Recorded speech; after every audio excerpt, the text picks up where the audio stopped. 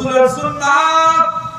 কেউ যদি আমার বাবাকে গালি দেয় তাকে maaf করে দেব, রাসূলের সুন্নাত। কেউ যদি আমাকে গালি দেয় তাকে maaf করে দেব, রাসূলের সুন্নাত। কেউ যদি আমার ভাইকে গালি দেয় তাকে maaf করে দেব, রাসূলের সুন্নাত।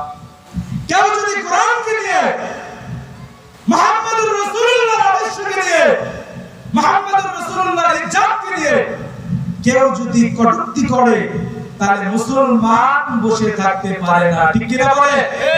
মুহাম্মদুর রাসূলুল্লাহর আদর্শ পাক আর মুহাম্মদুর রাসূলুল্লাহ নিয়ে যদি কোনো মুসলমান হোক, নাস্তিক হোক, কটূক্তি করে তাহলে ইসলাম ও শরীয়তের আইন হলো তাকে কতল করতে হবে। কি করতে হবে?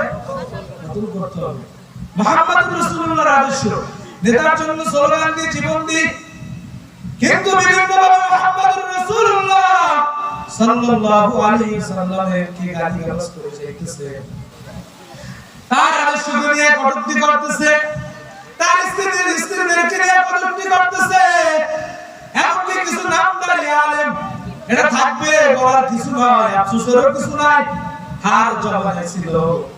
তারা বিভিন্ন দল করে নাম লাগায় ইসলামিক দল, কিন্তু মুহাম্মদুর রাসূলুল্লাহ তার ব্যাপারে কলম ধরে, সাহাবায়ে কেরামের ব্যাপারে কলম ধরে, সাহাবায়ে কেরাম আজমাইনদের ব্যাপারে কলম ধরে, অন্তরটা কাঁপে না। আফসোস হয় এই সমস্ত আলেমদের জন্য যারা মুহাম্মদুর রাসূলুল্লাহ ব্যাপারে কলম ধরে, নবীদের ব্যাপারে কলম ধরে, সাহাবায়ে কেরামদের ব্যাপারে কলম ধরে, কিন্তু বাতিল না থাকলে হকের পরিচয় পাওয়া যায় না, হক না থাকলে বাতিলের পরিচয় পাওয়া যায় না। এরকম কিছু লোক থাকবে নবীকে নিয়ে কটূক্তি করে, তার আমলের খবর নাই, তার নামাজের খবর নাই, ইমানের খবর নাই, কিন্তু নবীরা কি করছে, সাহাবায়ে কেরাম কি করছে?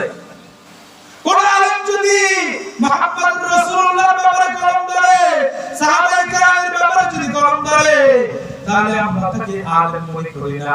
কারণ তুমি মুহাম্মদুর রাসূলুল্লাহর উম্মত হতে পারো নাই। যে মুহাম্মদুর রাসূলুল্লাহর উম্মত না, তাদের সাথে আমাদের কোনো সম্পর্ক থাকতে পারে? জোরে বলেন, পারে? কেউ যদি মুহাম্মদুর রাসূলুল্লাহর আদর্শ, মুহাম্মদুর রাসূলুল্লাহকে নিয়ে কটূক্তি করে, তার বিরুদ্ধে রুখে দাঁড়ানো যাবে নাকি? তার বিরুদ্ধে রুখে দাঁড়াইতে হবে।